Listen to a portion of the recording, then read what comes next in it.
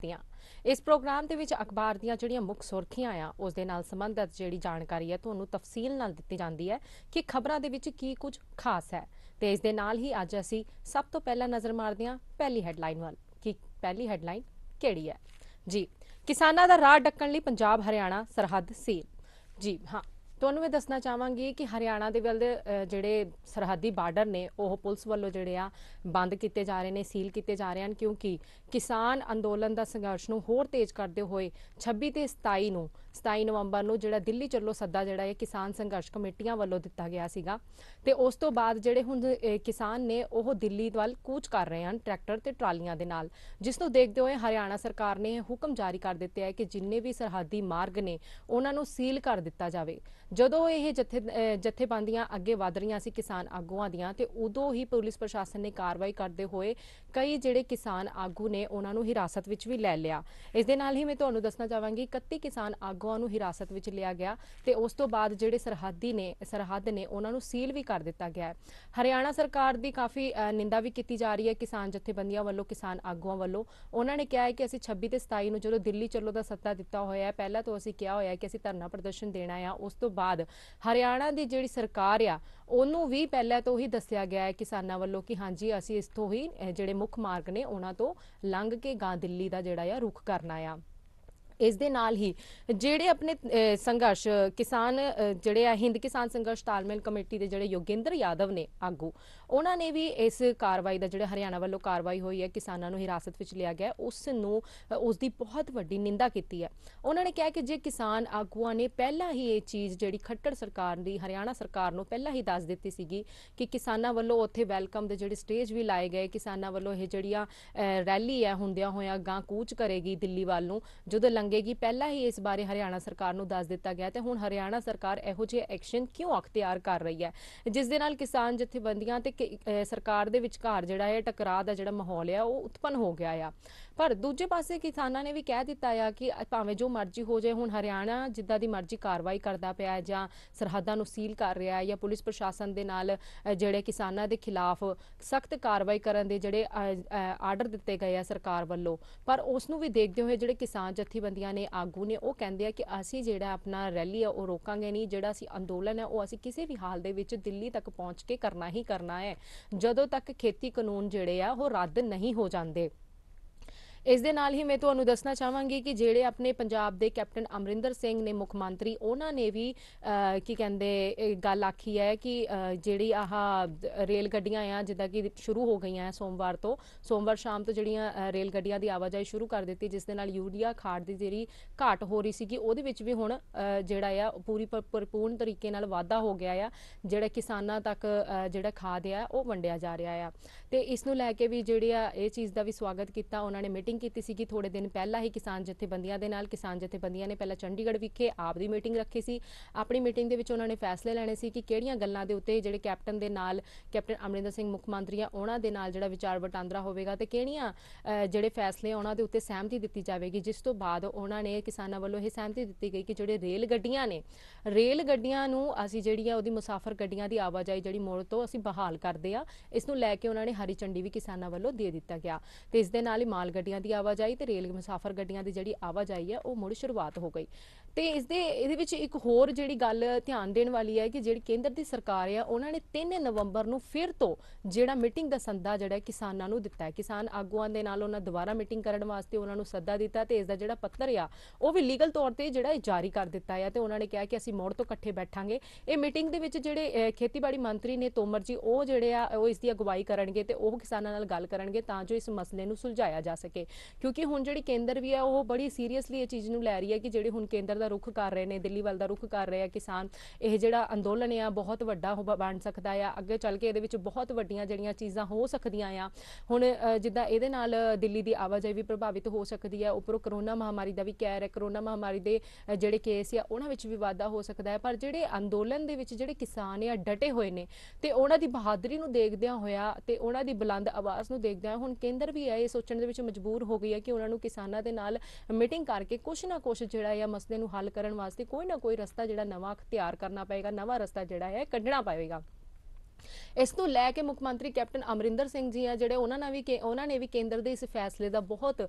ਸਵਾਗਤ ਕੀਤਾ ਆ। ਉਹਨਾਂ ਨੇ ਕਿਹਾ ਕਿ ਬਹੁਤ ਚੰਗੀ ਗੱਲ ਆ ਕਿ ਕੇਂਦਰ ਵੱਲੋਂ ਜਿਹੜੀ ਆ ਮੋੜ ਤੋਂ ਜਿਹੜੀ ਦੁਬਾਰਾ ਮੀਟਿੰਗ 3 ਨਵੰਬਰ ਨੂੰ ਰੱਖੀ ਗਈ ਹੈ ਕਿਸਾਨ ਆਗੂਆਂ ਦੇ ਨਾਲ, ਤੇ ਇਹ ਬਹੁਤ ਚੰਗੀ ਗੱਲ ਹੈ ਕਿਉਂਕਿ ਕੇਂਦਰ ਵੀ ਹੁਣ ਇਸ ਮਸਲੇ ਨੂੰ ਜਿਹੜਾ ਆ ਸੀਰੀਅਸਲੀ ਲੈਂਦੇ ਹੋਏ ਉਹ ਵੀ ਇਸ ਮਸਲੇ ਨੂੰ ਸੁਲਝਾਉਣਾ ਚਾਹੁੰਦੇ ਆ ਤੇ ਉਹਨਾਂ ਨੂੰ ਪਤਾ ਹੈ ਕਿ ਇਹ ਕੋਈ ਆਮ ਮਸਲਾ ਨਹੀਂ ਹੈ, ਇਹ ਬਹੁਤ ਹੀ ਵੱਡਾ ਮਸਲਾ ਆ। ਖੇਤੀ ਕਾਨੂੰਨਾਂ ਦੇ ਖਿਲਾਫ ਨੂੰ ਲੈ ਕੇ ਜਿਹੜਾ ਅੰਦੋਲਨ ਕੀਤਾ ਜਾ ਰਿਹਾ ਕਿਤੇ ਨਾ ਕਿਤੇ ਕਿਸਾਨ ਆਗੂਆਂ ਵੱਲੋਂ ਇਹ ਸਹੀ ਹੈ, ਇਹ ਗਲਤ ਨਹੀਂ ਹੈ ਕਿਉਂਕਿ ਇਹ ਜਿਹੜੇ ਬਿੱਲ ਨੇ ਕਿਸਾਨਾਂ ਦੇ ਹਿੱਤ ਵਿੱਚ ਨਹੀਂ ਹਨ, ਕਿਸਾਨਾਂ ਦੇ ਖਿਲਾਫ ਹਨ, ਜਿਸ ਕਰਕੇ ਕਿਸਾਨ ਆਪਣੀ ਫਸਲ ਆਪਣੇ ਘਰ-ਬਾਰ ਸਭ ਕੁਝ ਛੱਡ ਕੇ ਜਿਹੜੇ ਟੋਲ ਪਲਾਜ਼ਿਆਂ ਸੜਕਾਂ ਤੇ ਹੁਣ ਉਹ ਦਿੱਲੀ ਵੱਲ ਨੂੰ ਕੂਚ ਕਰ ਰਿਹਾ, ਰਸਤਿਆਂ ਦੇ ਵਿੱਚ ਵੀ ਜਾ ਰਿਹਾ, ਧਰਨਾ ਪ੍ਰਦਰਸ਼ਨ ਕਰ ਰਿਹਾ ਕਿ ਤਾਂ ਜੋ ਇਹ ਜਿਹੜੇ ਖੇਤੀ ਕਾਨੂੰਨ ਨੇ, ਕਾਲੇ ਕਾਨੂੰਨ ਵੀ ਜਿਨ੍ਹਾਂ ਨੂੰ ਕਿਹਾ ਗਿਆ ਇਹ ਰੱਦ ਹੋ ਸਕਣ। ਇਸ ਨੂੰ ਦੇਖਦੇ ਹੋਏ ਹੁਣ ਜਿਹੜੀ ਕੇਂਦਰ ਨੇ ਮੀਟਿੰਗ ਰੱਖੀ ਹੈ ਇਸ ਦਾ ਵੀ ਜਿਹੜਾ ਭਰਵਾਂ ਸਵਾਗਤ ਆ ਉਹ ਕੈਪਟਨ ਅਮਰਿੰਦਰ ਸਿੰਘ ਵੱਲੋਂ ਜਿਹੜਾ ਆ ਮੁੱਖ ਮੰਤਰੀ ਪੰਜਾਬ ਦੇ ਉਹਨਾਂ ਵੱਲੋਂ ਕੀਤਾ ਗਿਆ ਆ। ਤੇ ਇਸ ਦੇ ਨਾਲ ਹੀ ਤੁਹਾਨੂੰ ਮੈਂ ਦੱਸਣਾ ਚਾਹਾਂਗੀ ਜਿਹੜੀ ਕਿ ਮਾਲਵੇ 'ਚ ਮੁਸਾਫਰ ਗੱਡੀਆਂ ਸੀਗੀਆਂ ਜਿਹੜੇ ਨਰਮਾ ਪੱਟੀ ਦੇ ਵਿੱਚ, ਉੱਥੇ ਜਿਹੜੀਆਂ ਰੇਲ ਗੱਡੀਆਂ ਆ ਮੁਸਾਫਰ ਗੱਡੀਆਂ ਉਹਨਾਂ ਨੂੰ ਲਾਲ ਝੰਡੀ ਦੇ ਦਿੱਤੀ ਗਈ ਆ। ਉੱਥੇ ਜਿਹੜੇ ਰੇਲ ਗੱਡੀਆਂ ਦੀ ਆਵਾਜਾਈ ਆ ਉਸ ਨੂੰ ਬੰਦ ਕਰ ਦਿੱਤਾ ਗਿਆ ਕਿਉਂਕਿ ਕਿਤੇ ਨਾ ਕਿਤੇ ਸਰਕਾਰ ਨੂੰ ਡਰ ਆ ਕਿ ਜਿਹੜੇ ਕਿਸਾਨ ਆਗੂ ਆ ਜਿਹੜੇ ਹੁਣ ਇਹ ਕੂਚ ਕਰ ਰਹੇ ਆ ਦਿੱਲੀ ਵੱਲ ਨੂੰ 26 ਤੇ 27 ਨਵੰਬਰ ਨੂੰ ਜਿਹੜਾ ਕਿ ਦਿੱਲੀ ਚੱਲੋ ਦਾ ਸੱਦਾ ਆ, ਉੱਥੇ ਧਰਨਾ ਪ੍ਰਦਰਸ਼ਨ ਅੰਦੋਲਨ ਦਿੱਤਾ ਜਾਵੇਗਾ, ਉਹਨੂੰ ਲੈ ਕੇ ਉਹ ਕਿਤੇ ਨਾ ਕਿਤੇ ਪਰੇਸ਼ਾਨ ਹਨ। ਇਸ ਪਰੇਸ਼ਾਨੀ ਨੂੰ ਦੇਖਦਿਆਂ ਹੋਇਆ ਇਹ ਫੈਸਲਾ ਲਿਆ ਗਿਆ ਹੈ ਕਿ ਜਿਹੜੀ ਨਰਮਾ ਪੱਟੀ ਦੇ ਵਿੱਚ ਰੇਲ ਗੱਡੀਆਂ ਦੀ ਆਵਾਜਾਈ ਹੈ ਉਸ ਨੂੰ ਬੰਦ ਕਰ ਦਿੱਤਾ ਜਾਵੇ, ਜਿਸ ਕਰਕੇ ਜਿਹੜੇ ਕਿਸਾਨ ਆਗੂ ਨੇ ਉਹ ਜਿਹੜੇ ਆ ਦਿੱਲੀ ਵੱਲ ਨੂੰ ਨਾ ਪੁੱਜ ਸਕਣ, ਕਿਤੇ ਰੇਲ ਗੱਡੀਆਂ ਦੇ ਰਾਹ ਹੀ ਨਾ ਜਿਹੜੇ ਕਿਸਾਨ ਆ ਉਹ ਦਿੱਲੀ ਵੱਲ ਨੂੰ ਪੁੱਜਣ। ਇਸ ਕਰਕੇ ਉਹਨਾਂ ਨੇ ਜਿਹੜੇ ਰੇਲ ਗੱਡੀ ਦੀ ਆਵਾਜਾਈ ਹੈ ਉਸ ਨੂੰ ਹੁਣ ਜਿਹੜਾ ਆ ਬੰਦ ਕਰ ਦਿੱਤਾ ਗਿਆ ਮਾਲਵੇ ਦੇ ਵਿੱਚ। ਇਸ ਦੇ ਨਾਲ ਹੀ ਮੈਂ ਤੁਹਾਨੂੰ ਇੱਕ ਹੋਰ ਚੀਜ਼ ਵੀ ਦੱਸਣਾ ਚਾਹਾਂਗੀ ਕਿ ਦਰਜਨ ਗੱਡੀਆਂ ਆ ਜਿਹੜੀਆਂ ਰੇਲ ਗੱਡੀਆਂ ਉਹ ਮੁੜ ਜਿਹੜੀ ਆ ਸ਼ੁਰੂ ਕਰ ਦਿੱਤੀ ਗਈ ਹੈ। ਉਸ ਦੇ ਨਾਲ ਹੀ ਜਿਹੜੀ ਜੰਡਿਆਲਾ ਗੁਰੂ ਤੇ ਅੰਮ੍ਰਿਤਸਰ ਰੇਲ ਮਾਰਗ ਦੇ ਉੱਤੇ ਜਿਹੜੇ ਵੀ ਕਿਸਾਨ ਬੈਠਣ ਲਈ ਰੇਲਵੇ ਨੂੰ ਬਦਲਵੇਂ ਮਾਰਗ ਸੀਗਾ ਉਹਦੇ ਵਿੱਚ ਰੇਲ ਦੀ ਜਿਹੜਾ ਮਾਰਗ ਆ ਉਹਨੂੰ ਬਦਲ ਦਿੱਤਾ ਗਿਆ ਤਾਂ ਜੋ ਜਿਹੜੇ ਲੋਕ ਨੇ ਇਹ ਅੰਦੋਲਨ ਤੋਂ ਇਹ ਪ੍ਰੋਟੈਸਟ ਤੋਂ ਬਚ ਸਕਣ। ਉਸ ਰਾਹਾਂ ਤੋਂ ਜਿਹੜੀ ਰੇਲਾਂ ਨੂੰ ਹੈ ਉਹ ਵੱਖ ਕੀਤਾ ਜਾ ਰਿਹਾ ਤਾਂ ਜੋ ਕੋਈ ਵੀ ਜਿਹੜਾ ਆ ਤਣਾਅ ਮਾਹੌਲ ਜਿਹੜਾ ਉਤਪੰਨ ਨਾ ਹੋਵੇ ਤੇ ਜਿਸ ਨਾਲ ਜਿਹੜੀ ਮੁਸਾਫਰ ਗੱਡੀਆਂ ਦੇ ਵਿੱਚ ਲੋਕ ਸਫ਼ਰ ਕਰ ਰਹੇ ਆ ਉਹਨਾਂ ਨੂੰ ਕਿਸੇ ਪਰੇਸ਼ਾਨੀ ਦਾ ਸਾਹਮਣਾ ਨਾ ਕਰਨਾ ਪਵੇ, ਜਿਸ ਨੂੰ ਲੈਂਦੇ ਹੋਏ ਇਹ ਚੀਜ਼ ਦਾ ਵੀ ਫੈਸਲਾ ਆ ਇਹ ਲਿਆ ਗਿਆ ਆ। ਤੇ ਇਸ ਦੇ ਨਾਲ ਹੀ ਜਿਹੜੇ ਮਾਰਗ ਆ ਉਹਨਾਂ ਦਾ ਰਸਤਾ ਜਿਹੜਾ ਆ ਬਦਲਿਆ ਜਾ ਰਿਹਾ ਆ।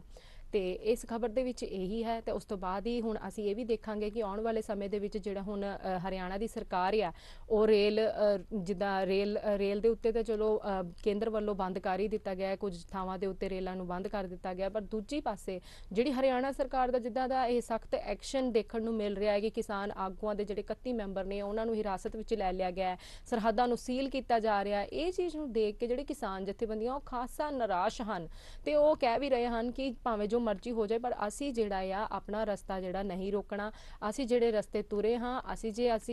ਜਦੋਂ ਤੱਕ ਇਹ ਖੇਤੀ ਕਾਨੂੰਨ ਦੇ ਜਿਹੜੇ ਬਿੱਲ ਨੇ ਉਹ ਨਹੀਂ ਰੱਦ ਹੁੰਦੇ, ਇਹਨਾਂ ਵਿੱਚ ਸੋਧ ਨਹੀਂ ਹੁੰਦੀ, ਜਿਹੜੇ ਕਿਸਾਨਾਂ ਦੇ ਹਿੱਤਾਂ ਦੇ ਵਿੱਚ ਬਿੱਲ ਜਿਹੜੇ ਮੋੜ ਨਹੀਂ ਬਣਾਏ ਜਾਂਦੇ, ਉਦੋਂ ਤੱਕ ਜਿਹੜਾ ਸਾਡਾ ਇਹ ਅੰਦੋਲਨ ਆ ਧਰਨਾ ਪ੍ਰਦਰਸ਼ਨ ਆ ਇਦਾਂ ਹੀ ਜਾਰੀ ਰਹੇਗਾ। ਤੇ ਹਰਿਆਣਾ ਸਰਕਾਰ ਜੋ ਮਰਜ਼ੀ ਕਰ ਲੇ, ਜਿੰਨੀ ਮਰਜ਼ੀ ਸਖਤ ਕਾਰਵਾਈ ਕਰ ਲੇ, ਪਰ ਉਹ ਸਾਡੇ ਅੰਦੋਲਨ ਦੀ ਆਵਾਜ਼ ਨੂੰ ਠੱਪ ਨਹੀਂ ਸਕਦੇ। ਇਸ ਗੱਲ ਦਾ ਪ੍ਰਗਟਾਵਾ ਜਿਹੜਾ ਹੈ ਕਿਸਾਨ ਜਥੇਬੰਦੀਆਂ ਵੱਲੋਂ ਕਿਹਾ ਗਿਆ ਤੇ ਉਹਨਾਂ ਨੇ ਸਿੱਧਾ ਅਲਟੀਮੇਟਮ ਵੀ ਦੇ ਦਿੱਤਾ ਹੈ ਕਿ ਇਹੋ ਜਿਹੇ ਜਿਹੜੇ ਕਾਰੇ ਹੈ ਉਹ ਉਹਨਾਂ ਦੇ ਅੰਦੋਲਨ ਨੂੰ ਨਹੀਂ ਰੋਕ ਸਕਦੇ। ਹੁਣ ਇਹ ਦੇਖਣਾ ਹੋਵੇਗਾ ਕਿ ਆਉਣ ਵਾਲੇ ਸਮੇਂ ਦੇ ਵਿੱਚ ਜਿਹੜੇ 26 ਤੇ 27 ਨਵੰਬਰ ਨੂੰ ਜਾ ਕੇ ਸ਼ਾਂਤੀਪੂਰਨ ਤਰੀਕੇ ਨਾਲ ਜਿਹੜੇ ਕਿਸਾਨ ਜਥੇਬੰਦੀਆਂ ਉੱਥੇ ਧਰਨਾ ਪ੍ਰਦਰਸ਼ਨ ਕਰਦੇ ਹਨ ਜਾਂ ਰਸਤੇ ਦੇ ਵਿੱਚ ਹੀ ਇਹਨਾਂ ਦੇ ਨਾਲ ਜਿਹੜਾ ਆ ਵਤੀਰਾ ਜਿਹੜਾ ਆ ਅਪਣਾਇਆ ਜਾਂਦਾ, ਹਿਰਾਸਤ ਵਿੱਚ ਲਿਆ ਜਾਂਦਾ ਜਾਂ ਇਹਨਾਂ ਨੂੰ ਰੋਕਿਆ ਜਾਂਦਾ ਜਾਂ ਇਹਨਾਂ ਦੀ ਕਾਰਵਾਈਆਂ ਦੇ ਵਿੱਚ ਵਿਘਨ ਪਾਇਆ ਜਾਂਦਾ ਹੈ। ਹੁਣ ਇਹ ਦੇਖਣਾ ਹੋਵੇਗਾ ਕਿ ਆਉਣ ਵਾਲੇ ਸਮੇਂ ਦੇ ਵਿੱਚ ਕਿਹੜੀ ਕੁਝ ਕਾਰਵਾਈ ਹੈ ਜਿਹੜੀ ਕਿਸਾਨਾਂ ਵੱਲੋਂ ਵੀ ਕੀਤੀ ਜਾਂਦੀ ਹੈ ਤੇ ਕੇਂਦਰ ਵੱਲੋਂ ਵੀ ਕੀਤੀ ਜਾਂਦੀ ਹੈ। ਦੂਜੇ ਪਾਸੇ ਕੇਂਦਰ ਦੇ ਨਾਲ ਜਿਹੜੀ ਮੀਟਿੰਗ ਹੋਣੀ ਆ ਉਹਦੇ ਵਿੱਚ ਕੀ ਕੁਝ ਫੈਸਲੇ ਲਏ ਜਾਂਦੇ ਹਨ, ਨਵੇਂ ਖੇਤੀ ਕਾਨੂੰਨ ਬਿੱਲ ਪਾਸ ਹੋਏ ਹਨ ਉਸ ਦੇ ਵਿੱਚ ਕੁਝ ਉਸ ਨੂੰ ਲੈ ਕੇ ਮਸਲਾ ਹੱਲ ਹੁੰਦਾ ਹੈ ਜਾਂ ਨਹੀਂ, ਜਾਂ ਕਿਸਾਨਾਂ ਦੇ ਨਾਲ ਸਹਿਮਤੀ ਦੇ ਵਿੱਚ ਕੇਂਦਰ ਸਰਕਾਰ ਚੱਲਦੀ ਹੈ ਜਾਂ ਨਹੀਂ, ਉਹ ਹੁਣ ਅਸੀਂ ਆਉਣ ਵਾਲੀ ਮੀਟਿੰਗ ਦੇ ਵਿੱਚ ਦੇਖਾਂਗੇ। ਫਿਲਹਾਲ ਇਸ ਖਬਰ ਦੇ ਵਿੱਚ ਇੰਨਾ ਹੀ ਹੈ। ਹੁਣ ਅਸੀਂ ਰੁਕ ਕਰਦੇ ਹਾਂ ਅਗਲੀ ਖਬਰ ਦੇ ਵਿੱਚ। ਕਿਸਾਨੀ ਅੰਦੋਲਨ ਡੱਕਣ ਲਈ ਖੱਟਰ ਸਰਕਾਰ ਦੀਆਂ ਪੇਸ਼ਬੰਦੀਆਂ ਨਾਲ ਨਵਾਂ ਸੰਕਟ ਖੜਾ ਹੋਣ ਦਾ ਖਦਸ਼ਾ। ਜੀ ਹਾਂ, ਪੰਜਾਬ ਦੇ ਕਿਸਾਨ ਅਤੇ ਹਰਿਆਣਾ ਸਰਕਾਰ ਵਿਚਾਲੇ ਟਕਰਾਅ ਦੇ ਅਸਾਰ ਬਣਦੇ ਜਾ ਰਹੇ ਹਨ, ਕਿਉਂਕਿ ਹਰਿਆਣਾ ਸਰਕਾਰ ਵੱਲੋਂ ਹੁਣ ਜਿਹੜਾ ਆ ਕਿਸਾਨਾਂ ਨੂੰ ਸਰਹੱਦ ਦੇ ਉੱਤੇ ਹੀ ਰੋਕ ਦਿੱਤਾ ਗਿਆ ਹੈ। ਜਿਹੜੇ ਆਪਣੇ ਕਿਸਾਨ, ਜਿਹੜੇ 31 ਕਿਸਾਨ ਆਗੂ ਹੈ, ਉਹਨਾਂ ਨੂੰ ਵੀ ਹਿਰਾਸਤ ਦੇ ਵਿੱਚ ਲੈ ਲਿਆ ਗਿਆ ਹੈ, ਜਿਸ ਨੂੰ ਦੇਖਦੇ ਹੋਏ ਹੁਣ ਜਿਹੜੇ ਪੰਜਾਬ ਦੇ ਕਿਸਾਨ ਨੇ ਉਹ ਖਾਸਾ ਨਿਰਾਸ਼ ਹਨ ਤੇ ਉਹਨਾਂ ਦੇ ਵਿੱਚ ਜਿਹੜਾ ਆ ਹਰਿਆਣਾ ਸਰਕਾਰ ਦੇ ਵਿੱਚ ਤੇ ਪੰਜਾਬ ਦੇ ਕਿਸਾਨਾਂ ਦੇ ਵਿੱਚ ਇੱਕ ਜਿਹੜਾ ਆ ਬਹੁਤ ਹੀ ਜ਼ਿਆਦਾ ਗਹਿਮਾ ਗੰਮੀ ਦਾ ਮਾਹੌਲ ਜਿਹੜਾ ਹੁੰਦਾ ਹੈ ਉਹ ਉਤਪੰਨ ਹੋ ਗਿਆ ਆ। ਹੁਣ ਉਹ ਬਹੁਤ ਜ਼ਿਆਦਾ ਜਿਹੜਾ ਟਕਰਾਅ ਦੇ ਮਾਹੌਲ ਦੇ ਵਿੱਚ ਬਦਲ ਰਿਹਾ ਹੈ। ਇਸ ਦੇ ਨਾਲ ਹੀ ਜਿਹੜੇ ਮੁੱਖ ਜਿਹੜੇ 5 ਹਾਈਵੇ ਮਾਰਗ ਨੇ ਉਹਨਾਂ ਨੂੰ ਵੀ ਸੀਲ ਕੀਤਾ ਜਾ ਰਿਹਾ ਤਾਂ ਜੋ ਜਿਹੜੇ ਕਿਸਾਨ ਨੇ ਉਹ ਦਿੱਲੀ ਤੱਕ ਨਾ ਪਹੁੰਚ ਸਕਣ ਤੇ ਪੁਲਿਸ ਪ੍ਰਸ਼ਾਸਨ ਨੂੰ ਵੀ ਇਹਨਾਂ ਦੇ ਖਿਲਾਫ ਜਿਹੜੀ ਹੈ ਸਖਤ ਕਾਰਵਾਈ ਦੇ ਨਿਰਦੇਸ਼ ਦੇ ਦਿੱਤੇ ਗਏ ਆ ਕਿ ਤੁਸੀਂ ਜਿਹੜੀ ਇਹ ਸਖਤ ਕਾਰਵਾਈ ਕਰਦਿਆਂ ਹੋਇਆ ਤੁਸੀਂ ਕਿਸਾਨਾਂ ਦੇ ਨੂੰ ਹਿਰਾਸਤ ਵਿੱਚ ਵੀ ਲੈ ਸਕਦੇ ਆ ਜਾਂ ਉਹਨਾਂ ਨੂੰ ਜਿੰਨੀ ਕੋਸ਼ਿਸ਼ ਹੋ ਸਕੇ ਦਿੱਲੀ ਪਹੁੰਚਣ ਤੋਂ ਰੋਕਣਾ ਆ। ਇਸ ਚੀਜ਼ ਨੂੰ ਲੈ ਕੇ ਜਿਹੜੇ ਪੰਜਾਬ ਦੇ ਕਿਸਾਨ ਨੇ ਉਹ ਖਾਸਾ ਨਿਰਾਸ਼ ਵੀ ਹਨ ਤੇ ਉਹ ਖੱਟਰ ਸਰਕਾਰ ਦੇ ਖਿਲਾਫ ਬਹੁਤ ਹੀ ਜ਼ਿਆਦਾ ਜਿਹੜਾ ਆ ਉਹਨਾਂ ਦੀ ਨਿੰਦਿਆ ਵੀ ਕਰ ਰਹੇ ਹਨ। ਉਹਨਾਂ ਨੂੰ ਕਹਿ ਰਿਹਾ ਕਿ ਜਿਹੜਾ ਇਹ ਸਟੈਪ ਲਿਆ ਜਾ ਰਿਹਾ ਉਹ ਸਹੀ ਨਹੀਂ ਲਿਆ ਜਾ ਰਿਹਾ, ਕਿਉਂਕਿ ਜਿਹੜਾ ਅਸੀਂ ਸੰਘਰਸ਼ ਕਰ ਰਹੇ ਹਾਂ, ਜਿਹੜਾ ਅਸੀਂ ਅੰਦੋਲਨ ਕਰ ਰਹੇ ਹਾਂ ਉਹ ਹਰਿਆਣਾ ਦੇ ਕਿਸਾਨ ਦੇ ਵੀ ਹਿੱਤਾਂ ਦੇ ਵਿੱਚ ਹੈ ਤੇ ਪੰਜਾਬ ਦੇ ਕਿਸਾਨ ਦੇ ਹਿੱਤਾਂ ਦੇ ਵਿੱਚ ਵੀ ਹੈ। ਜਿੱਦਾਂ ਕਿ ਸੰਯੁਕਤ ਕਿਸਾਨ ਮੋਰਚਾ ਜਿਹੜੇ ਆ ਗਠਨ ਕੀਤਾ ਗਿਆ ਕਮੇਟੀ ਦਾ, ਉਹਦੇ ਵਿੱਚ ਜਿਹੜੇ ਆ ਆਲ ਓਵਰ ਇੰਡੀਆ ਦੇ ਕਿਸਾਨ, ਜਿੰਨੇ ਵੀ ਕਿਸਾਨ ਜਥੇਬੰਦੀਆਂ ਉਹਨਾਂ ਨੂੰ ਇਨਕਲੂਡ ਕੀਤਾ ਗਿਆ, ਉਹਨਾਂ ਨੂੰ ਸ਼ਾਮਿਲ ਕੀਤਾ ਗਿਆ। ਇਸ ਨੂੰ ਲੈਂਦਿਆਂ ਹੋਇਆ ਉਹਨਾਂ ਨੇ ਕਿਹਾ ਹੈ ਕਿ ਜਿਹੜਾ ਅਸੀਂ ਅੰਦੋਲਨ ਕਰ ਰਹੇ ਹਾਂ ਇਹ ਸਿਰਫ ਪੰਜਾਬ ਦਾ ਹੀ ਅੰਦੋਲਨ ਨਹੀਂ ਹੈ, ਇਹ ਪੂਰੇ ਭਾਰਤ ਦਾ ਅੰਦੋਲਨ ਹੈ। ਭਾਰਤ ਦੇ ਜਿੰਨੇ ਵੀ ਕਿਸਾਨ ਨੇ ਉਹਨਾਂ ਸਾਰਿਆਂ ਵਾਸਤੇ ਇਹ ਅੰਦੋਲਨ ਹੈ। ਇਹਦੇ ਵਿੱਚ ਹਰਿਆਣਾ ਜਿਹੜਾ ਹੈ, ਹਰਿਆਣਾ ਦਾ ਕਿਸਾਨ ਵੀ ਸ਼ਾਮਿਲ ਹੈ ਤੇ ਇਹਦੇ ਵਿੱਚ ਪੰਜਾਬ ਤੇ ਹਰਿਆਣਾ ਦੋਨਾਂ ਦੀ ਹਿੱਤਾਂ ਦੀ ਗੱਲ ਹੋ ਰਹੀ ਹੈ। ਤਾਂ ਫਿਰ ਹਰਿਆਣਾ ਸਰਕਾਰ ਵੱਲੋਂ ਇਹੋ ਜੀ ਕਾਰਵਾਈ ਕਿਉਂ ਕੀਤੀ ਜਾ ਰਹੀ ਹੈ ਜਿਹੜੀ ਕਿ ਬਹੁਤ ਹੀ ਜ਼ਿਆਦਾ ਨਿੰਦਾਯੋਗ ਹੈ ਤੇ ਜਿਸ ਨੂੰ ਦੇਖਦੇ ਹੋਏ ਆਪਸ ਦੇ ਵਿੱਚ ਇਹਨਾਂ ਦੇ ਵਿੱਚ ਜਿਹੜਾ ਹੈ ਟਕਰਾਅ ਵੀ ਉਤਪੰਨ ਹੋ ਰਿਹਾ ਹੈ। ਇਸ ਦੇ ਨਾਲ ਹੀ ਤੁਹਾਨੂੰ ਮੈਂ ਦੱਸਦੀ ਹਾਂ ਕਿ ਜਿਹੜੀ ਡੱਬ ਵਾਲੀ ਹੈ ਕਿਸਾਨਾਂ 'ਚ ਪੁਲਿਸ ਦੀ ਜਿਹੜੀ ਆਮੋ ਸਾਹਮਣੇ ਮੋਰਚਾਬੰਦੀ ਵੀ ਹੋਈ ਹੈ। ਡੱਬ ਵਾਲੀ 'ਚ ਕਿਸਾਨਾਂ ਦੇ ਤੇ ਪੁਲਿਸ ਪ੍ਰਸ਼ਾਸਨ ਦੀ ਆਪਸ ਦੇ ਵਿੱਚ ਆਮੋ ਸਾਹਮਣੇ ਜਿਹੜੀ ਹੈ ਕੀ ਕਹਿੰਦੇ ਮੋਰਚਾਬੰਦੀ ਵੀ ਹੋਈ ਹੈ। ਹੁਣ ਇਹਦੇ ਵਿੱਚ ਇਹ ਦੇਖਣਾ ਹੋਏਗਾ ਕਿ ਜਿਹੜੀ ਹਰਿਆਣਾ ਸਰਕਾਰ ਵੱਲੋਂ ਬੈਕ ਸਟੈਪ ਲਿਆ ਜਾਂਦਾ ਹੈ ਜਾਂ ਕਿਸਾਨਾਂ ਨੂੰ ਕੋਈ ਵੀ ਪਰੇਸ਼ਾਨੀ ਨਾ ਦਿੰਦਿਆਂ ਹੋਇਆ ਉਹਨਾਂ ਨੂੰ ਲੰਘਣ ਦਿੱਤਾ ਜਾਂਦਾ ਹੈ ਜਾਂ ਫਿਰ ਇਸੇ ਤਰੀਕੇ ਨਾਲ ਜਿਹੜੇ ਮੁੱਖ ਮਾਰਗ ਦੇ ਉੱਤੇ ਬੈਰੀਕੇਡਿੰਗ ਕੀਤੀ ਜਾਂਦੀ ਹੈ, ਬੈਰੀਕੇਡ ਕਰਕੇ ਰੋਕਿਆ ਜਾਂਦਾ ਹੈ ਜਾਂ ਇਸ ਨੂੰ ਹੋਰ ਜ਼ਿਆਦਾ ਵਧਾਵਾ ਦਿੱਤਾ ਜਾਂਦਾ ਹੈ। ਕਿਉਂਕਿ ਜਦੋਂ ਬੈਰੀਕੇਡ ਕੀਤਾ ਗਿਆ, ਰੋਕਿਆ ਜਾਵੇਗਾ ਤੇ ਨੈਚੁਰਲ ਜੀ ਗੱਲ ਆ ਕਿ ਜਿਹੜੀ ਕਿਸਾਨ ਜਥੇਬੰਦੀਆਂ ਆ ਤੇ ਪੁਲਿਸ ਪ੍ਰਸ਼ਾਸਨ ਹੈ ਉਹ ਦੋਵੇਂ ਆਮੋ ਸਾਹਮਣੇ ਹੋਣਗੇ ਤੇ ਕਿਸਾਨਾਂ ਨੇ ਪਹਿਲਾਂ ਹੀ ਕਹਿ ਦਿੱਤਾ ਆ ਕਿ ਭਾਵੇਂ ਜੋ ਮਰਜ਼ੀ ਹੋ ਜਾਣ, ਭਾਵੇਂ ਬੈਰੀਕੇਡਸ ਲਗਾ ਲਓ, ਭਾਵੇਂ ਜਿਹੜੀਆਂ ਮੁੱਖ ਸੜਕਾਂ ਰੋਕ ਲਵੋ, ਜੋ ਮਰਜ਼ੀ ਕਰ ਲਓ, ਲੇਕਿਨ ਹਰਿਆਣਾ ਸਰਕਾਰ ਜਿਹੜੀ ਸਾਨੂੰ ਦਿੱਲੀ ਪਹੁੰਚਣ ਤੋਂ ਨਹੀਂ ਰੋਕ ਸਕਦੀ, ਸਾਡੇ ਅੰਦੋਲਨ ਨੂੰ ਠੱਪ ਨਹੀਂ ਕਰ ਸਕਦੀ, ਸਾਡੀ ਆਵਾਜ਼ ਨੂੰ ਨਹੀਂ ਦਬਾ ਸਕਦੀ। ਇਹ ਗੱਲ ਜਿਹੜੀ ਕਿਸਾਨਾਂ ਨੇ ਸਾਫ਼ ਤੌਰ ਤੇ ਖੁੱਲ੍ਹੇ ਤੌਰ ਤੇ ਹਰਿਆਣਾ ਸਰਕਾਰ ਨੂੰ ਕਹਿ ਦਿੱਤੀ ਹੈ ਜੀ। ਇਸ ਦੇ ਨਾਲ ਹੀ ਮੈਂ ਤੁਹਾਨੂੰ ਦੱਸਣਾ ਚਾਹਾਂਗੀ ਕਿ ਕੀ ਕਹਿੰਦੇ ਅਗਲੀ ਖਬਰ ਕਿਹੜੀ ਹੈ। ਅਗਲੀ ਹੈਡਲਾਈਨ ਵੱਲ ਅਸੀਂ ਵਧਦੇ ਹਾਂ। ਕੋਰੋਨਾ ਖਿਲਾਫ ਲੜਾਈ 'ਚ ਚੌਕਸ ਰਹਿਣ ਸੂਬੇ ਪ੍ਰਧਾਨ ਮੰਤਰੀ ਜੀ। ਆਪਣੇ ਭਾਰਤ ਦੇਸ਼ ਦੇ ਪ੍ਰਧਾਨ ਮੰਤਰੀ ਨਰਿੰਦਰ ਮੋਦੀ ਵੱਲੋਂ 8 ਰਾਜਾਂ ਦੇ ਨਾਲ ਵਰਚੁਅਲ ਮੀਟਿੰਗ ਕੀਤੀ ਗਈ ਹੈ, ਜਿੱਥੇ ਕਰੋਨਾ ਮਹਾਮਾਰੀ ਦਾ ਜਿਹੜਾ ਵਾਹ ਆ ਉਹ ਵੱਧ ਰਿਹਾ ਆ। ਦੂਸਰੀ ਲਹਿਰ ਕਹੀ ਜਾਂਦੀ ਹੈ ਕਿ ਜਿਹੜੀ ਦੇਸ਼ ਦੇ ਵਿੱਚ ਦੂਸਰੀ ਲਹਿਰ ਦਾ ਜਿਹੜਾ ਆ ਆਗਮਨ ਹੋ ਗਿਆ ਹੁਣ ਕਰੋਨਾ ਮਹਾਮਾਰੀ ਦੇ, ਜਿਸ ਨੂੰ ਦੇਖਦਿਆਂ ਹੋਇਆ ਜਿਹੜੇ 8 ਰਾਜਾਂ ਦੇ ਵਿੱਚ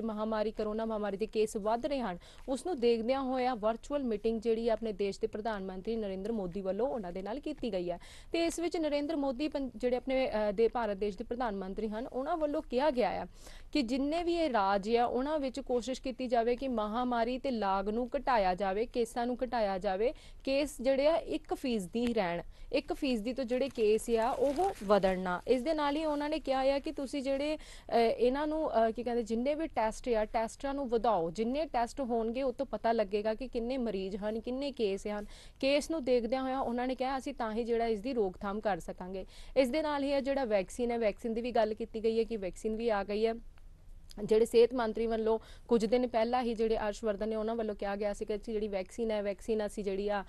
ਸਭ ਤੋਂ ਪਹਿਲਾਂ ਪ੍ਰਮੁੱਖਤਾ ਦੇਵਾਂਗੇ ਕਿ ਜਿਹੜੇ 60 ਤੋਂ 50 ਸਾਲ ਦੀ ਉਮਰ ਦੇ ਜਿਹੜੇ ਲੋਕ ਨੇ ਉਹਨਾਂ ਨੂੰ ਪਹਿਲਾਂ ਪ੍ਰਮੁੱਖਤਾ ਦਿੱਤੀ ਜਾਵੇਗੀ। ਦੂਜੇ ਨੰਬਰ ਤੇ ਜਿਨ੍ਹਾਂ ਨੂੰ ਪ੍ਰਮੁੱਖਤਾ ਦਿੱਤੀ ਜਾਵੇਗੀ ਉਹ ਹੈ ਮੈਡੀਕਲ ਸਟਾਫ। ਮੈਡੀਕਲ ਸਟਾਫ ਵਾਲਿਆਂ ਨੂੰ ਵੈਕਸੀਨ ਜਿਹੜੀ ਆ ਮੁੱਖ ਤੌਰ ਤੇ ਜਿਹੜੀ ਆ ਪਹਿਲਾਂ ਮੁਹੱਈਆ ਕਰਵਾਈ ਜਾਏਗੀ, ਕਿਉਂਕਿ ਜਿਹੜੇ ਕਿ ਕਰੋਨਾ ਮਹਾਮਾਰੀ ਦੇ ਲਈ ਵਾਰੀਅਰ ਵਾਂਗੂ ਜਿਹੜੇ ਆ ਲੜ ਰਹੇ ਨੇ, ਆਪਣੇ ਰੋਜ਼ਾਨਾ ਜਿਹੜੀ ਆਪਣੀ ਜ਼ਿੰਦਗੀ ਨੂੰ ਖਤਰੇ ਦੇ ਵਿੱਚ ਪਾ ਰਿਹਾ। ਇਸ ਨੂੰ ਦੇਖਦਿਆਂ ਹੋਇਆ ਉਹਨਾਂ ਨੇ ਕਿਹਾ ਆ ਕਿ ਅਸੀਂ ਜਿਹੜੀ ਉਹਨਾਂ ਨੂੰ ਪ੍ਰਮੁੱਖਤਾ ਦੇਵਾਂਗੇ। ਕਹਿੰਦੇ ਤੀਸਰੇ ਚਰਨ ਦੇ ਵਿੱਚ ਅਸੀਂ ਪ੍ਰਮੁੱਖਤਾ ਉਹਨਾਂ ਨੂੰ ਦੇਵਾਂਗੇ ਕਿ ਜਿਹੜੇ ਕਿ 50 ਸਾਲ ਤੋਂ ਘੱਟ ਉਮਰ ਦੇ ਨੇ ਪਰ ਉਹਨਾਂ ਨੂੰ ਕੋਈ ਹੋਰ ਵੀ ਬਿਮਾਰੀਆਂ ਹਨ, ਜਿਵੇਂ ਕਿ ਸ਼ੂਗਰ ਦੀ ਬਿਮਾਰੀ ਹੋ ਗਈ ਜਾਂ ਬਲੱਡ ਪ੍ਰੈਸ਼ਰ ਦੀ ਬਿਮਾਰੀ ਹੋ ਗਈ, ਜਿਨ੍ਹਾਂ ਨੂੰ ਹੋਰ ਕੋਈ ਬਿਮਾਰੀਆਂ ਵੀ ਹਨ, ਉਹਨਾਂ ਨੂੰ ਇਹ ਜਿਹੜੀ ਵੈਕਸੀਨ ਦੀ ਪ੍ਰਮੁੱਖਤਾ ਦਿੱਤੀ ਜਾਵੇਗੀ। ਇਸੇ ਤਰ੍ਹਾਂ ਹੀ ਜਿੱਦਾਂ ਹੀ ਸਿਹਤ ਮੰਤਰੀ ਨੇ ਗੱਲ ਆਖੀ ਸੀਗੀ, ਉਸੇ ਤਰ੍ਹਾਂ ਹੀ ਇਸ ਮੀਟਿੰਗ ਦੇ ਵਿੱਚ ਜਿਹੜੇ ਆਪਣੇ ਭਾਰਤ ਦੇਸ਼ ਦੇ ਪ੍ਰਧਾਨ ਮੰਤਰੀ ਨਰਿੰਦਰ ਮੋਦੀ ਹੈ, ਉਹਨਾਂ ਨੇ ਵੀ ਇਹੀ ਗੱਲ ਆਖੀ ਹੈ ਕਿ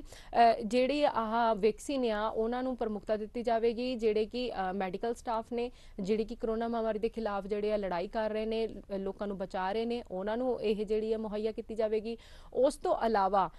ਜਿਹੜੇ ਉਮਰ ਦਰਾਜ਼ ਲੋਕ ਨੇ ਉਹਨਾਂ ਨੂੰ ਬਚਾਉਣ ਵਾਸਤੇ ਇਸ ਵੈਕਸੀਨ ਨੂੰ ਪ੍ਰਮੁੱਖਤਾ ਦਿੱਤੀ ਜਾਵੇਗੀ। ਇਸ ਤੋਂ ਇਲਾਵਾ ਜਿਹੜੇ 37,000 ਤੋਂ ਵੱਧ ਜਿਹੜੇ ਨਵੇਂ ਕੇਸ ਆ ਪਿਛਲੇ 24 ਘੰਟਿਆਂ ਦੇ ਵਿੱਚ ਉਹ ਦਰਜ ਕੀਤੇ ਜਾ ਚੁੱਕੇ ਆ। ਪੂਰੇ ਦੇਸ਼ ਦੇ ਵਿੱਚ ਜਿਹੜੇ 37,000 ਨਵੇਂ ਕੇਸ ਨੇ ਉਹ ਆਏ ਹਨ, ਜਿਸ ਨਾਲ ਬਹੁਤ ਜਿਹੜੀਆਂ ਆ ਮੌਤਾਂ ਵੀ ਹੋ ਗਈਆਂ ਹਨ। 480 ਦੇ ਕਰੀਬ ਜਿਹੜੀਆਂ ਮੌਤਾਂ ਹੋ ਗਈਆਂ ਹਨ। ਪੰਜਾਬ ਵਿੱਚ ਤੁਹਾਨੂੰ ਮੈਂ ਦੱਸ ਦੇਵਾਂ 614 ਨਵੇਂ ਕੇਸ ਜਿਹੜੇ ਆ ਦਰਜ ਕੀਤੇ ਗਏ ਹਨ। ਦਰਜ ਕਰਨ ਤੋਂ ਬਾਅਦ ਉਹਦੇ ਵਿੱਚੋਂ ਜਿਹੜੇ ਆਪਣੇ 22 ਲੋਕ ਨੇ ਉਹਨਾਂ ਦੀ ਮੌਤ ਵੀ ਹੋ ਚੁੱਕੀ ਹੈ। ਇਸ ਦੇ ਨਾਲ ਹੀ ਕੁਝ ਦਿਨ ਪਹਿਲਾਂ ਹੀ ਲਗਾਤਾਰ 819 ਕੇਸ ਵੀ ਜਿਹੜੇ ਆ ਦਰਜ ਕੀਤੇ ਗਏ ਸੀ ਪੰਜਾਬ ਦੇ ਵਿੱਚ, ਜਿਹਦੇ ਵਿੱਚ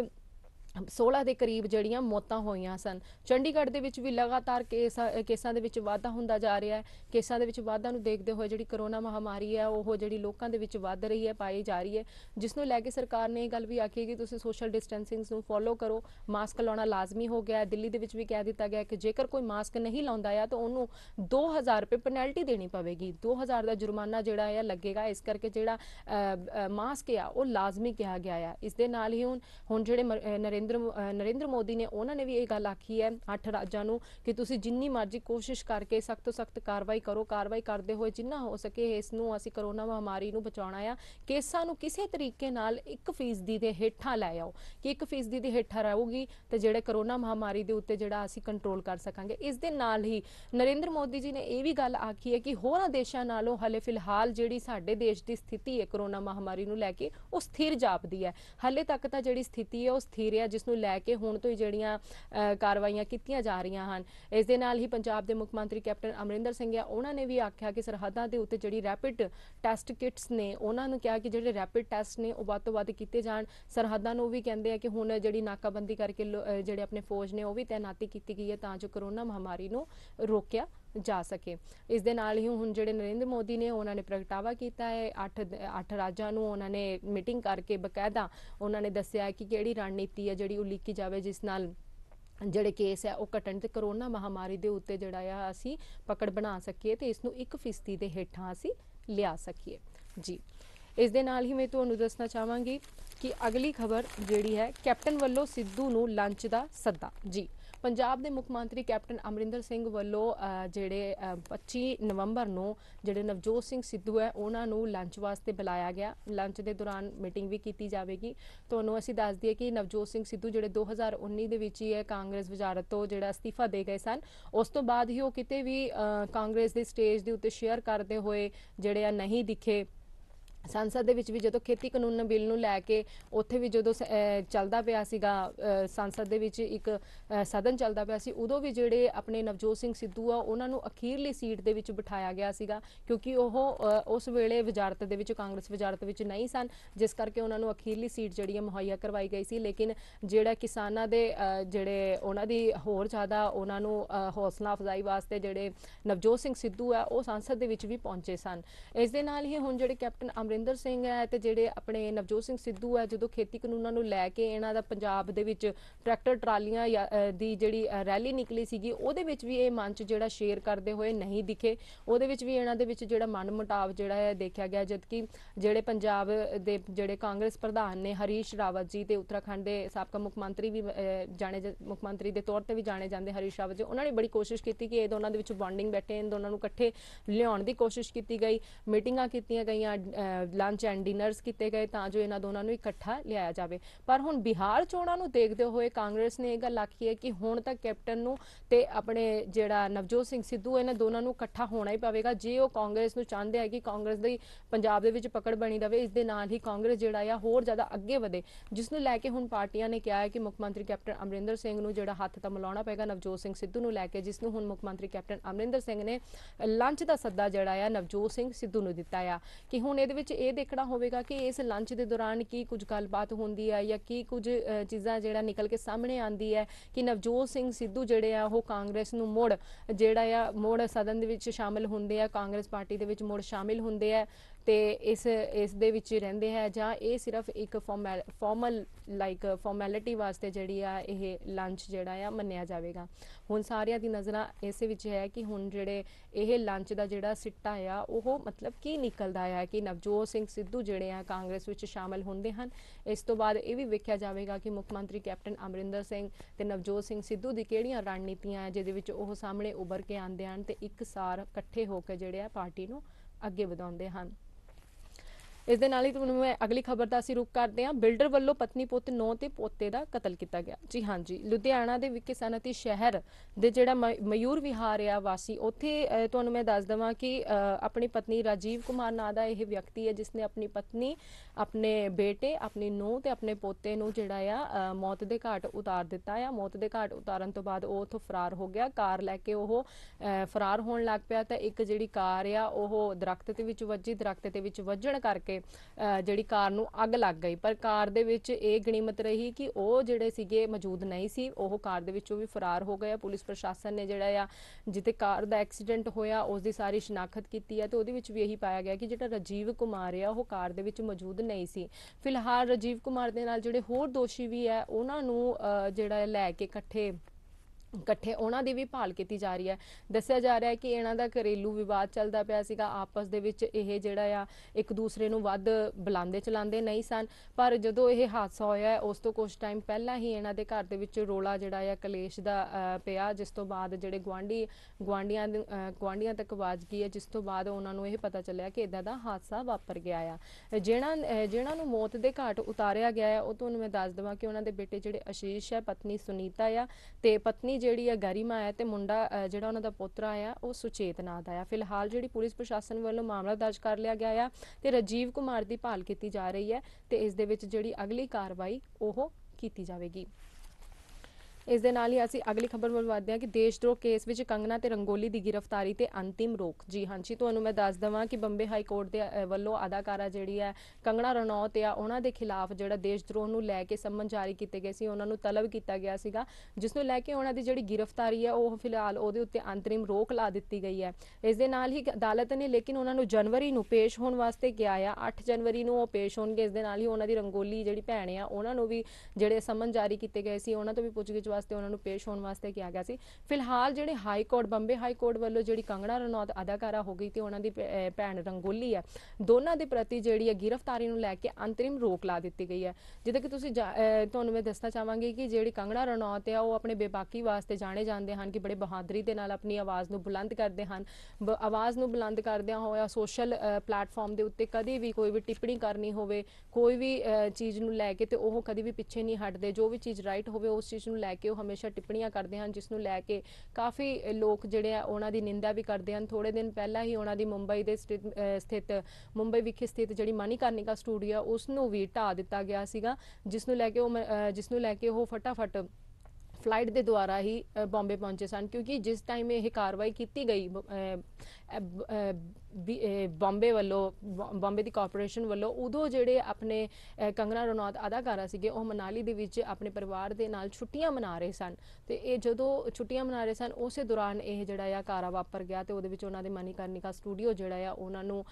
ਕਿਹਾ ਗਿਆ ਕਿ ਤੁਸੀਂ ਜਿਹੜੀ ਆ ਗੈਰ ਕਾਨੂੰਨੀ ਤਰੀਕੇ ਨਾਲ ਇਸ ਦਾ ਨਿਰਮਾਣ ਕੀਤਾ ਗਿਆ, ਜਿਸ ਤੋਂ ਲੈਂਦੇ ਹੋਏ ਉਸ ਨੂੰ ਢਾਹ ਦਿੱਤਾ ਗਿਆ ਸੀਗਾ। ਫਿਲਹਾਲ ਜਿਹੜੀ ਬੰਬੇ ਹਾਈ ਕੋਰਟ ਆ ਉਹਨਾਂ ਨੇ ਉਹਨਾਂ ਦੀ ਗ੍ਰਿਫਤਾਰੀ ਦੇ ਉੱਤੇ ਅੰਤਰਿਮ ਜਿਹੜੀ ਰੋਕ ਆ ਉਹ ਲਾ ਦਿੱਤੀ ਆ। ਇਸ ਦੇ ਨਾਲ ਹੀ ਮੈਂ ਤੁਹਾਨੂੰ ਦੱਸ ਦੇਵਾਂ ਕਿ ਭਾਰਤ ਤੇ ਚੀਨ ਤੋਂ ਚੱਲਦੀਆਂ ਕਈ ਮੋਬਾਈਲ ਐਪਸ ਜਿਹੜੀਆਂ ਬੰਦ ਕੀਤੀਆਂ ਗਈਆਂ। ਭਾਰਤ ਤੇ ਚੀਨ ਦੇ ਵਿਚਾਲੇ ਕਾਫੀ ਵਕਤ ਤੋਂ ਜਿਹੜਾ ਆ ਟਕਰਾਅ ਦਾ ਮਾਹੌਲ ਉਤਪੰਨ ਹੋਇਆ ਪਿਆ ਹੈ ਤੇ ਇਸ ਦੇ ਨਾਲ ਹੀ ਜਿਹੜਾ ਆਪਣੇ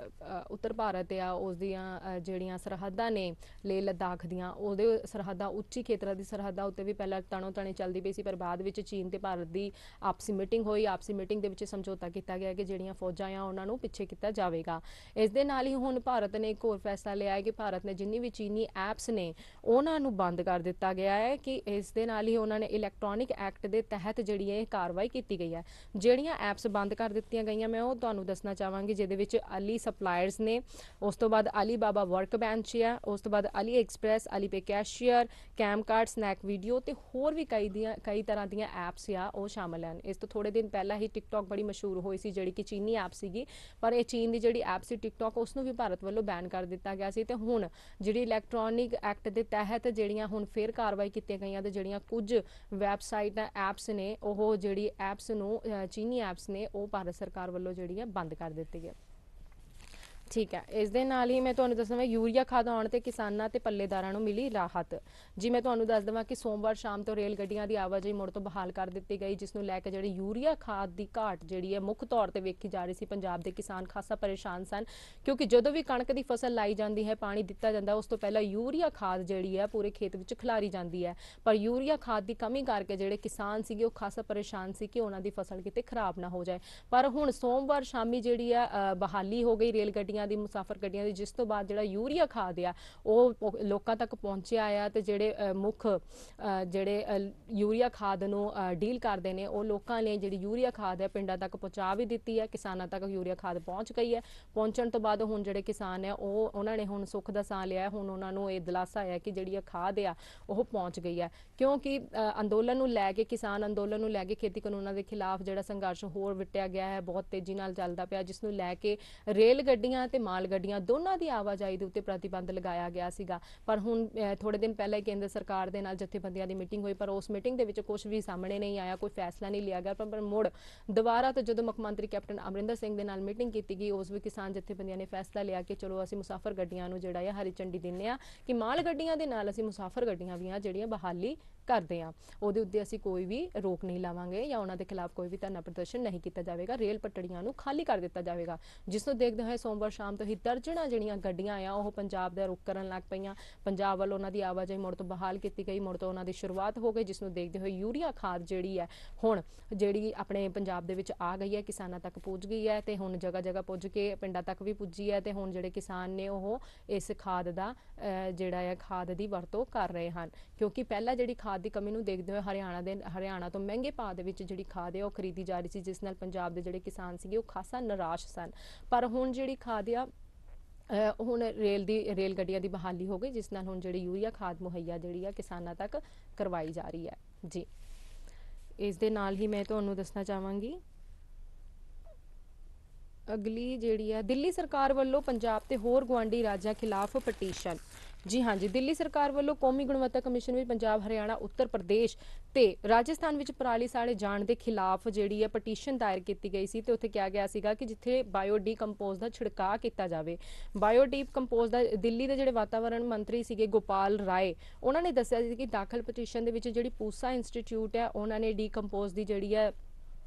ਡੀਕੰਪੋਜ਼ ਨੂੰ ਤਿਆਰ ਕੀਤਾ ਗਿਆ ਹੈ। ਉਹਨਾਂ ਨੇ ਉਹਦੇ ਨਤੀਜਿਆਂ ਬਾਰੇ ਜਿਹੜੇ ਕਮੇਟੀ ਨੂੰ ਰਿਪੋਰਟ ਵਿੱਚ ਵੀ ਦੱਸਿਆ ਗਿਆ ਕਿ ਡੀਕੰਪੋਜ਼ ਕਰਨ ਦੇ ਨਾਲ ਜਿਹੜਾ ਵਾਤਾਵਰਣ ਜਿਹੜਾ ਪ੍ਰਦੂਸ਼ਣ ਨਹੀਂ ਫੈਲੇਗਾ। ਤੁਹਾਨੂੰ ਅਸੀਂ ਦੱਸ ਦਈਏ ਕਿ ਦਿੱਲੀ ਦੇ ਵਿੱਚ ਜਿਹੜਾ ਪ੍ਰਦੂਸ਼ਣ ਹੈ ਉਹ ਵੱਧ ਰਿਹਾ, ਹਵਾ ਦਾ ਪ੍ਰਦੂਸ਼ਣ, ਜਿਸ ਵਿੱਚ ਅਰਵਿੰਦ ਕੇਜਰੀਵਾਲ ਨੇ ਕਿਹਾ ਸੀਗਾ ਕਿ ਪਰਾਲੀ ਜਿਹੜੀ ਹਰਿਆਣਾ ਤੇ ਪੰਜਾਬ ਵਿੱਚ ਸਾੜੀ ਜਾ ਰਹੀ ਹੈ, ਪਰਾਲੀ ਸਾੜਨ ਦੇ ਕਰਕੇ ਜਿਹੜਾ ਧੂੰਆਂ ਆ ਉਹ ਜਿਹੜਾ ਵਾਤਾਵਰਣ ਹੈ ਉਹ ਸਾਡੀ ਜਗ੍ਹਾ ਤੇ ਪ੍ਰਦੂਸ਼ਿਤ ਹੋ ਰਿਹਾ ਹੈ, ਜਿਸ ਨੂੰ ਲੈ ਕੇ ਹੁਣ ਜਿਹੜੀ ਹੈ ਪਟੀਸ਼ਨ ਜਿਹੜੀ ਦਾਇਰ ਕੀਤੀ ਗਈ ਸੀਗੀ ਉਹਦੇ ਵਿੱਚ ਵੀ ਹੁਣ ਇਹ ਗੱਲ ਆਖੀ ਗਈ ਹੈ ਗੁਣਵੱਤਾ ਕਮਿਸ਼ਨ ਵਿੱਚ ਕਿ ਪੰਜਾਬ, ਹਰਿਆਣਾ ਤੇ ਉੱਤਰ ਪ੍ਰਦੇਸ਼ ਤੇ ਰਾਜਸਥਾਨ ਵਿੱਚ ਪਰਾਲੀ ਸਾੜੇ ਜਾ ਰਹੀ ਸੀਗੀ, ਉਸ ਦੇ ਖਿਲਾਫ ਇਹ ਪਟੀਸ਼ਨ ਦਾਇਰ ਕੀਤੀ ਗਈ ਸੀ। ਹੁਣ ਜਿਹੜਾ ਪੂਸਾ ਇੰਸਟੀਚਿਊਟ ਹੈ ਉਹਨਾਂ ਨੇ ਡੀਕੰਪੋਜ਼ ਦੀ ਰਿਪੋਰਟ ਜਿਹੜੀ ਹੈ ਉਹ ਪੇਸ਼ ਕੀਤੀ ਹੈ ਕਮੇਟੀ ਦੇ ਵਿੱਚ। ਉਹਨਾਂ ਨੇ ਕਿਹਾ ਹੈ ਕਿ ਜੇ ਅਸੀਂ ਇਸ ਦਾ ਡੀਕੰਪੋਜ਼ ਕਰਦੇ ਹਾਂ ਤੇ ਉਸ ਨਾਲ ਪ੍ਰਦੂਸ਼ਣ ਜਿਹੜਾ ਆ ਉਹ ਨਹੀਂ ਫੈਲੇਗਾ। ਜੀ ਅੱਜ ਦੀ ਅਖਬਾਰ ਦੀ ਹੈਡਲਾਈਨਸ ਤੇ ਉਹਨਾਂ ਦੀਆਂ ਖਬਰਾਂ ਦੇ ਵਿੱਚ ਇੰਨਾ ਹੀ। ਕੱਲ ਇਸੇ ਸਮੇਂ ਫੇਰ ਹਾਜ਼ਰ ਹੋਵਾਂਗੇ ਨਵੀਆਂ ਖਬਰਾਂ ਦੇ ਨਾਲ ਤੇ ਅਖਬਾਰ ਦੀਆਂ ਹੈਡਲਾਈਨਸ ਨੂੰ ਲੈ ਕੇ। ਉਦੋਂ ਤੱਕ ਬਣੇ ਰਹੋ ਸਾਡੇ ਨਾਲ। धन्यवाद। अखबार हाजिर है। अखबार हाजिर है।